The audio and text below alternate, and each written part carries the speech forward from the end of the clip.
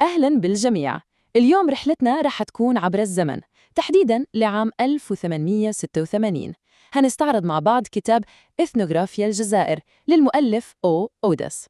الكتاب هذا نقدر نقول إنه زي كبسولة زمنية، بيعطينا لمحة عن المنطقة بس من خلال عدسة معينة جداً، العدسة الاستعمارية.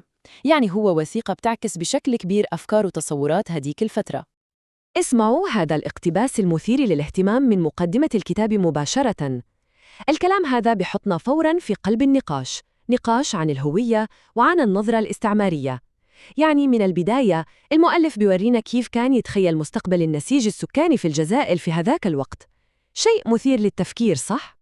طيب قبل ما نغوص في التفاصيل لازم نفهم السياق، يعني متى وكيف انكتب هذا الكتاب. الكتاب النشر سنة 1886، وهذا التاريخ مهم جدا لأنه بيجي بعد أكثر من 50 سنة على بداية الاحتلال الفرنسي للجزائر.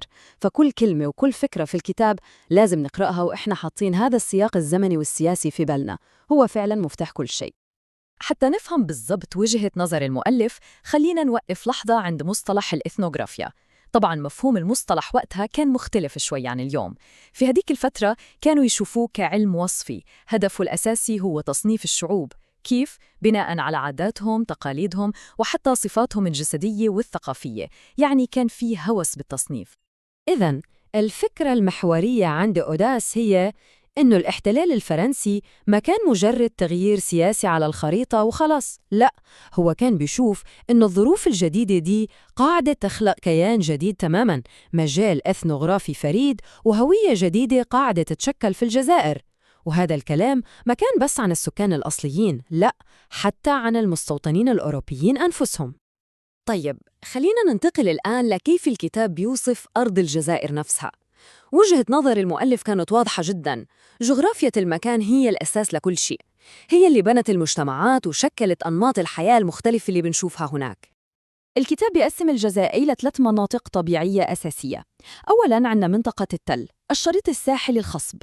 ثانياً الهضاب العليا اللي هي سهوب واسعة ومثالية للرعي. وثالثاً المنطقة الصحراوية القاحلة بواحاتها.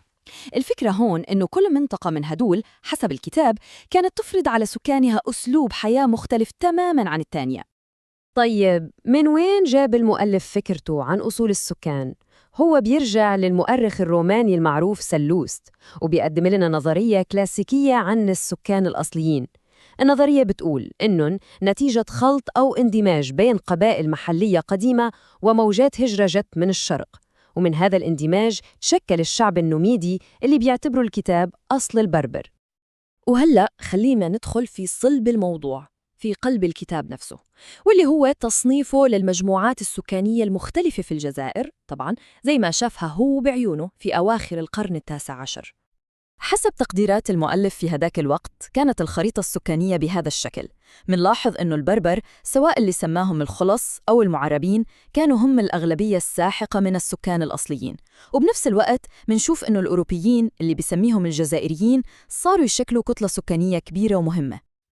هنا بتبدأ تظهر الطريقة اللي كانت تشتغل فيها الإثنوغرافيا وقتها، محاولة خلق نماذج جسدية ثابتة.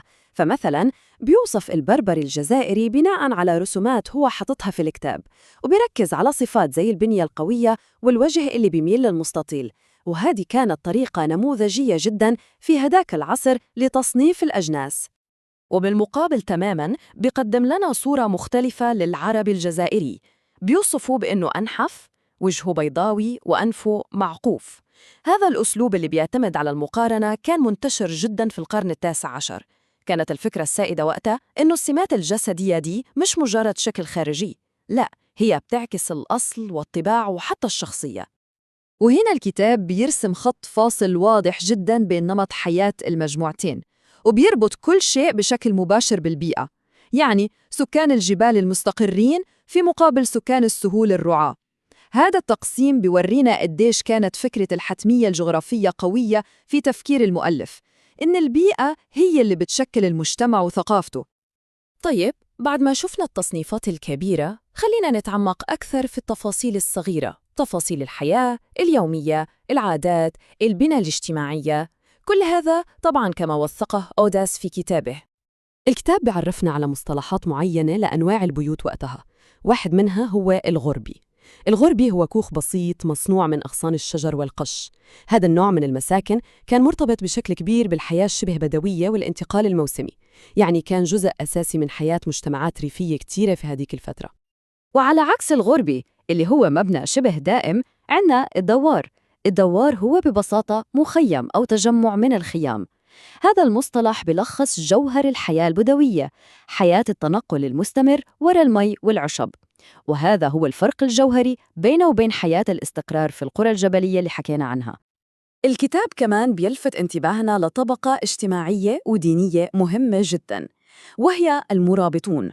بيوصفهم كفئة إلها مكانة خاصة جداً في المجتمع، مكانة غالباً ما تكون متوارثة، ودورهم كان أساسي في التعليم والإرشاد الديني، وهذا الشيء كان يعطيهم سلطة ونفوذ معنوي كبير بين الناس. وهنا بنشوف صورة بانورامية للحياة اليومية للسكان الأصليين زي ما وصفها الكتاب. الأكل بسيط بيعتمد على المنتجات المحلية، الكسكس، الشعير، التين. اللبس كمان عملي وبسيط، قميص وبرنص. وحتى الأثاث كان محدود جداً. ومن الأشياء المهمة اللي بيذكرها هي وجود نظامين قانونيين، الأعراف المحلية أو القانون في مناطق والشريعة في مناطق تانية. وفي كل الأحوال كانت الأسرة أو الخروبة هي أساس المجتمع ونواة الصلبة. والآن خلينا نوصل للجزئية اللي بتلخص يمكن أكثر شيء عقلية هديك الفترة، وهي الأحكام العامة وتقييمات الشخصية الوطنية اللي قدمها الكاتب. هذا الجدول بيعرض لنا التصنيفات اللي وضعها المؤلف بحيادية تامة، مجرد نقل لكلامه. مهم جداً، وأنا بأكد على هذه النقطة، نتذكر إن هيدي التقييمات هي مجرد انعكاس لوجهة نظر الكاتب سنة 1886. هي جزء لا يتجزأ من الفكر الإثنوغرافي اللي كان سائد وقتها، واللي كان عنده ميل كبير لتعميم الصفات وربطها بالأصل العرقي بشكل مباشر. وهنا بنوصل للخلاصة النهائية للكتاب، وهي خلاصة بصراحة أبوية جداً. بتلخص الفكرة الاستعمارية الكلاسيكية اللي بتقول إنه الشعوب الأصلية عندها قدرات وإمكانيات، لكنها ما بتقدر توصل لمستوى الأمم الأوروبية إلا بتوجيه حازم وذكي، يعني محتاجة وصاية. هذه النظرة كانت منتشرة بشكل لا يصدق في هذه الفترة. وخلينا نختم بسؤال مفتوح للنقاش والتفكير. لما نقرأ نص تاريخي زي هذا بكل تحيزاته ونظرته الخاصة بزمنه، كيف ممكن يساعدنا اليوم؟ هل هو بيساعدنا نفهم كيف تطورت مفاهيم الهوية والثقافة عنا، وكيف نظرتنا لأنفسنا وللآخرين تغيرت مع مرور الزمن؟ هذا سؤال أعتقد أنه مهم جدا ويستحق النقاش.